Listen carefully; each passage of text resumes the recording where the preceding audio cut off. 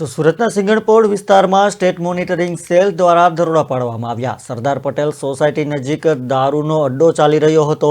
State monitoring સેલે દારૂની 1772 બોટલો પણ જપ્ત કરી છે। એસએમસીએ 2 લાખથી વધુનો મુદ્દામાલ પણ જપ્ત કર્યો।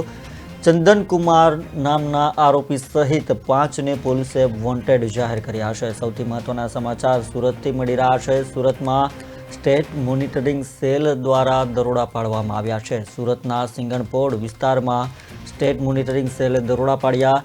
સિંગણપોળ વિસ્તારમાં આવેલ સરદાર પટેલ સોસાયટી નજીક દારૂનો અડ્ડો ચાલી રહ્યો હતો, ત્યારે સ્ટેટ મોનિટરિંગ સેલે અડ્ડા પર રેડ કરી 1772 બોટલ દારૂની જપ્ત કરી છે। એસએમસીએ 2 લાખથી વધુનો મુદ્દામાલ કબજે કરી ચંદન કુમાર નામના આરોપી સહિત 5ને પોલીસે વોન્ટેડ જાહેર કર્યા છે।